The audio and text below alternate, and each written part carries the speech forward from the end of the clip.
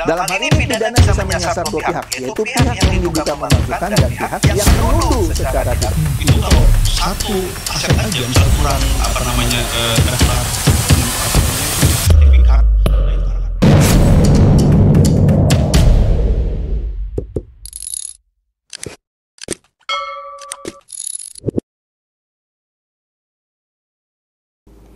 Halo Bapak Ibu, saudara-saudari sekalian, lovers and haters. Salam cerdas Indonesiaku. Jumpa lagi kita pada kesempatan kali ini. Bagi Anda yang belum subscribe channel saya, silakan subscribe channel saya. Tekan loncengnya agar Anda dapat notifikasi setiap kali saya mengupload video-video saya. Kali ini, aduh, saya akan membahas ya, OJK, Otoritas Jasa Keuangan, yang mengeluarkan peraturan baru yang merugikan masyarakat. Ketika saya dulu sering bahas investasi bodong, ada dua badan yang sering saya kritisi, yaitu SWI, Satgas Waspada Investasi, yang menurut saya seperti macan ompong. Itu sampai sekarang juga masih, saya juga males gitu ya ngomongnya lagi ya. Investasi bodong bisa dengan bebas beroperasi di depan hidungnya Satgas Waspada Investasi.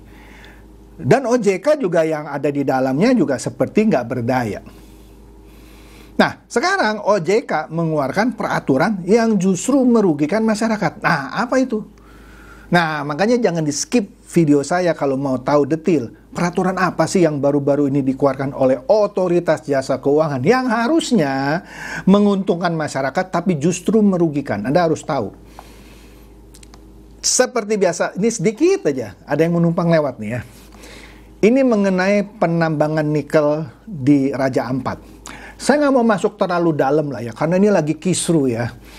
Kalau tidak salah ada 4 perusahaan penambangan nikel yang juga akhirnya ditutup dulu sementara.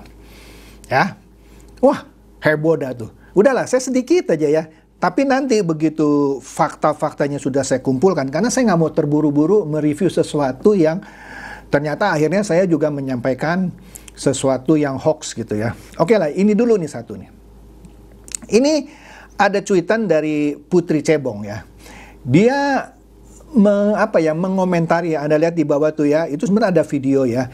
Di situ ada Ibu Iriana, terus ada yang dikasih lingkaran oranye itu ya. Nama perusahaan Iriana Mutiara Edinburgh ya. Kemudian di bawahnya lagi ada lingkaran kuning yang ada komoditinya emas. Seakan-akan dihubung-hubungkan bahwa PT yang namanya Iriana Mutiara Edinburgh ini punyanya Ibu Iriana. Tuh, istrinya Jokowi itu ternyata ada main, kira-kira begitu. Oleh karena itu, nih kita lihat ya, cuitannya Putri Cebong bagus nih. PT Iriana Mutiara Mining, ya, perusahaan eksplorasi emas dan nikel di Papua, di-framing sebagai perusahaan milik keluarga Jokowi. Nah, ini bicara di Papua nih, bukan yang di Raja Ampat nih, ya. Padahal PT IMM, yaitu Iriana Mutiara Mining, itu adalah perusahaan yang berdiri di tahun 2003. Jauh sebelum Jokowi jadi presiden. Beda lah misalnya kalau IMM itu berdiri di tahun 2015 ketika Jokowi jadi presiden. Jadi lucu kalau ada yang mengkait-kaitkan karena ada nama Iriana, seakan-akan itu adalah perusahaannya Ibu Iriana. Padahal perusahaan ini adalah perusahaan milik Australia. Anda cek aja ya, Iriana Mutiara Edinburgh itu punya siapa? Oke? Jangan jadi orang dungu. Kemudian, nah ini berhubungan dengan Raja Ampat tadi di Papua ya, ini Raja Ampat. Tribun, wah ini Tribun kadang-kadang suka miring-miring juga ya. Daftar pemilik 8 kapal, ada JKW Mahakam, seakan-akan punyanya Jokowi. Saya kasih tahu nih ya, kalaupun saya bukan belain Jokowi loh. Kalaupun Jokowi ada bisnis di situ, bodoh sekali kapalnya dikasih nama JKW Mahakam. Saya kasih tahu rahasianya, kalau pejabat punya usaha, sebisa mungkin dia umpet-umpetin. Tidak boleh ada sedikit pun yang bisa mencium itu punya saya gitu. Masa ini dia terang-terangan bilang JKW Mahakam? Nggak mungkin. Ya, tapi terserah. Anda bilang, Pak Chandra belain Jokowi mulu. Enggak. Adalah bodoh kalau seorang Jokowi memang punya bisnis itu, punya kapal itu dikasih namanya JKW. Ya dia akan ngumpetin dong. Ngapain pakai nama JKW Mahakam? Dan ada 6 kapal tulisannya Dewi Iriana. Ada Iriana, ya. Waduh, seakan-akan ini loh punyanya keluarga itu Solo gitu ya. Nah, yang diduga angkut nikel dari Raja Ampat. Capek deh. Oke, nah langsunglah kita masuk. Itu kan sekilas saja. Ini dia nih ya, baru-baru ini ya. Ini berita kemarin nih ya. Padahal peraturannya sudah keluar kalau nggak salah 3 hari yang lalu. Di sini Bloomberg memberitakan ini alasan OJK wajibkan nasabah bayar klaim asuransi minimal 10%. Jadi begini, sebelum saya masuk ke sini. Jadi kalau Anda adalah peserta asuransi kecuali BPJS ya, asuransi swasta. Contoh saya nih pernah pasang ring, 2 ring saya. Jadi namanya udah ganti saya, Lord of the Rings pakai S. Wah, jamak. Itu ratusan juta saya bayar. Tapi untung tepatnya 170 juta gitu. Untung saya punya asuransi. Jadi ya dibayar sama asuransinya. Ya kan? Dan masih banyak lagi orang yang misalnya yang harus bypass atau apapun lah penyakit yang lain-lain yang misalnya tagihannya 500 juta. Tapi karena dia punya asuransi, tidak harus jual rumah kan? Karena dia rajin bayar premi, nggak pernah telat. Yang bayar asuransi. Oke? Nah, harus dibedakan dengan asuransi mobil ya. Asuransi mobil dulu, zaman dulu sekali, ada namanya OR lah kalau Indonesianya, OR. Itu on risk, resiko sendiri istilahnya. OR sebutannya. Maksudnya begini, kalau ada tabrakan, Anda mengklaim asuransi, Anda harus bayar OR-nya itu kalau dulu 150.000. Tapi sekarang jadi 300.000. Misalnya, Anda tabrakan, servisnya sampai 30 juta. Mau 5 juta, 10 juta, berapapun, OR-nya 300.000. Kecuali ada 2 kejadian. Ditabrak dari depan, kemudian belakangan ada tabrak lagi di belakang 2 kejadian, maka 2 kali 300.000. Itu sudah umum di asuransi kendaraan, khususnya mobil. Nah, asuransi, terutama asuransi kesehatan, selama ini Anda klaim, selama klaimnya itu bukan klaim yang abal-abal ya, karena ada juga modus kejahatan asuransi, ya. Yang benar misalnya Anda bypass jantung dan benar bisa ditelusuri Anda nginap di rumah sakit X misalnya, diganti. Ya. Tapi sekarang OJK tiba-tiba, ini dia nih, mewajibkan nasabah juga ikut bayar klaim minimal 10%. Saya kaget nih. Waduh, kalau begitu, kalau ini jalan, saya nggak tahu ini ya, ini apakah akan diberlakukan terhadap para pemegang polis asuransi yang sudah ada atau hanya yang baru nanti. Kalau juga diterapkan ke pemegang polis asuransi yang lama, ini akan menimbulkan kekisruhan. Saya akan protes berat dong, karena saya punya polis yang perjanjian antara saya dengan perusahaan asuransi, yang di dalamnya nggak ada nih yang mengharuskan nasabah bayar klaim minimal 10%. Artinya begini loh, walaupun ntar kita lihat ya detailnya ya, kalau tagihan saya 170 juta, apa saya harus bayar 17 juta? Enak aja, buat apa saya bayar premi dong? Kan selama ini bertahun-tahun, sejak pertama kali asuransi kesehatan ada, nggak ada itu nasabahnya harus bayar minimum 10%. Tiba-tiba OJK bikin begini, yang tidak berpihak kepada masyarakat. Malah saya curiga nih, ini ada keberpihakan ke pihak asuransi dong. Jadi asuransi lebih ringan bayar ganti ruginya. Iyalah, masa iya dong? Lanjut dulu dan ya, kita lihat nih beritanya. OJK tiba-tiba menerbitkan aturan terkait asuransi kesehatan yang membebani nasabah. Baca tuh. Regulator berdalih, aturan ditetapkan akibat terjadinya inflasi medis di Indonesia. Kalau terjadi inflasi medis di Indonesia, jangan dibebanin ke nasabah dong. Inflasi medis di Indonesia misalnya terjadi karena apa? Nih ya, ini rahasia nih ya. Ada praktek-praktek rumah sakit yang tidak terpuji. Contoh, ini ketika anak saya sakit ya. Ya, keluhannya seperti sakit di perut. Masa mau di endoskopi? Itu mahal kan endoskopi? Mahal kan? Jadi ada rumah sakit yang mewajibkan tanda kutip dokter-dokternya untuk mengerahkan supaya alat-alat yang sebenarnya tidak perlu dibebankan. Apalagi dia tahu orang ini pakai asuransi ya. Ya nanti juga dibayar sama asuransi misalnya. Itu sudah jadi rahasia umum. Bahkan katanya ada rumah sakit yang mana dokter yang praktek di situ bawa alat. Jadi rumah sakitnya nggak punya alat. Dokter itu bawa alat. Yang tadi misalnya endoskopi misalnya ya, dia punya alatnya. Jadi untuk kepentingan dia juga. Karena rumah sakitnya nggak punya alat, dia bawa alat. Itu kan bahaya. Mestinya, harusnya, seyogianya, inflasi medis kalau benar terjadi di Indonesia, ya praktek-praktek seperti ini. Jangan dibebankan ke nasabah. Lah ini kan dibebankan ke nasabah kan. Lanjut dulu dah nih. Ya kesel saya nih dengernya nih gitu ya.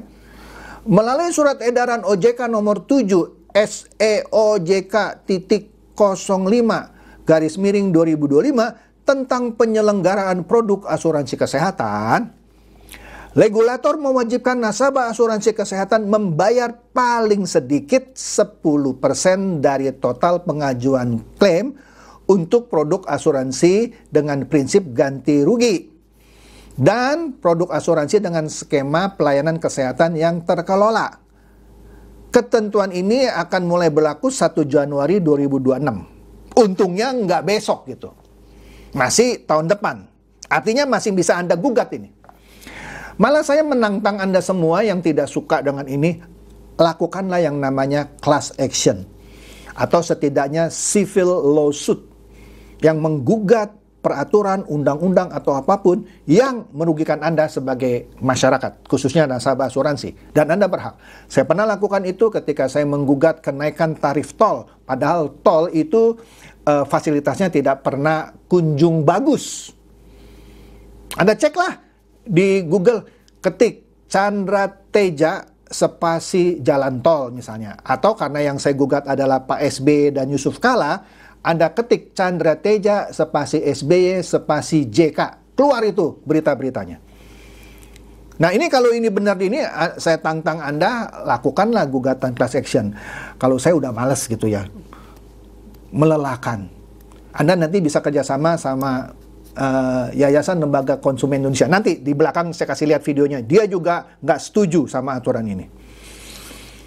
Nah, di sini dikatakan lagi, padahal sebelumnya nasabah bisa memperoleh layanan 100% klaim ditanggung perusahaan asuransi. Contoh saya, kalau 170 juta, 170 jutanya dibayar sama asuransi.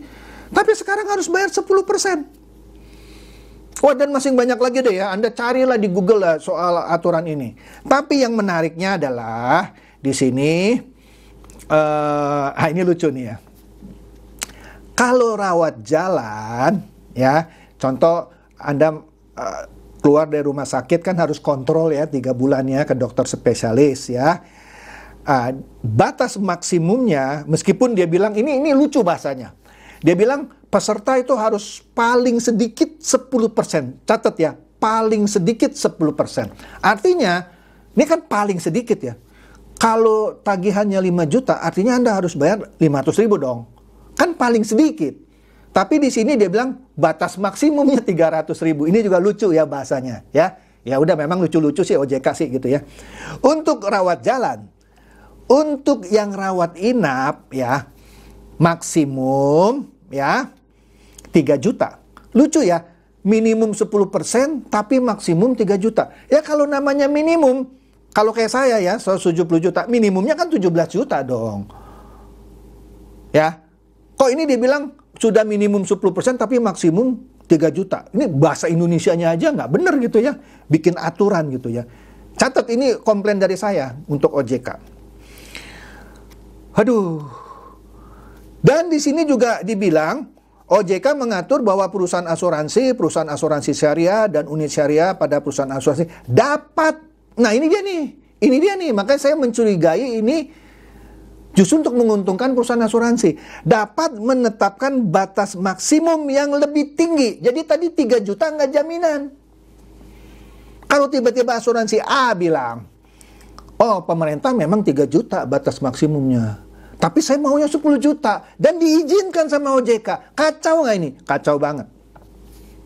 Kacau banget. Memang masyarakat Indonesia harus dibodoh-bodohin sih, dungu-dunguin gitu. Aduh. Aduh, dan masih banyak lagi dah. 4 saya bacanya, ya. Oleh karena itu, Kontan juga mengulas soal aturan yang tadi namanya co-payment, ya. Co-payment. Jadi kita juga ikut membayar, ya. Co-payment asuransi kesehatan OJK itu dikritik oleh YLKI. Dinilai merugikan konsumen. Lah iyalah. Iya banget. Iya banget. Nah, kita lihat nih. Cuitan bagus nih dari Maudi Asmara. Bilang begini, tak ada lagi 100% klaim dibayar asuransi kesehatan. Mulai Januari 2026, nasabah asuransi kesehatan wajib bayar minimum 10% dari total klaim. Nah, kita lihat nih videonya ya. Di situ disebut aturan baru OJK. Tak ada lagi 100% klaim dibayar asuransi kesehatan. Ini dari bahasanya udah jelas. Dia tidak berpihak kepada masyarakat, tapi berpihak kepada asuransi kesehatan. Saya bukan musuhin asuransi kesehatan. Atas dasar apa tiba-tiba OJK mengeluarkan aturan ini? Wah, karena ada inflasi layanan medis. Ya lu periksa itu praktek di rumah sakit. Jangan dibebankan ke masyarakat yang nasabahnya asuransi dong. Yuk kita dengar ini ya. Dari pihak YLKI mengomentari aturan baru ini. OJK atau Otoritas Jasa Keuangan telah mengeluarkan surat edaran nomor 7 tahun 2025 tentang penyelenggaraan asuransi kesehatan. Di dalam pasal tersebut ada yang sangat merugikan konsumen karena kemudian konsumen diminta untuk menanggung beban klaim atas asuransi kesehatan tersebut sebesar 10%. Ini saya kira tidak adil karena justru harusnya ini menjadi tanggung jawab si penyelenggara asuransi tapi malah dibebankan kepada konsumen. Jelas ya, ini YLKI memang bagus lah ya, dia membela konsumen. Jadi saran saya, Anda yang tergerak, cuman saya udah nggak punya waktu sih ya, lakukan saja gugatan class action atau civil lawsuit ya, bekerjasama dengan YLKI. Dulu saya ketika lakukan gugatan class action, saya juga bekerjasama dengan YLKI. Ya, jangan mau jadi masyarakat yang dungu. Itu saja dari saya, semoga ini mencerdaskan dan mencerahkan Anda semua. Silakan share video saya ini kepada teman-teman, sahabat, atau kerabat supaya mereka tambah cerdas dan tercerahkan. Seperti biasa, terima kasih.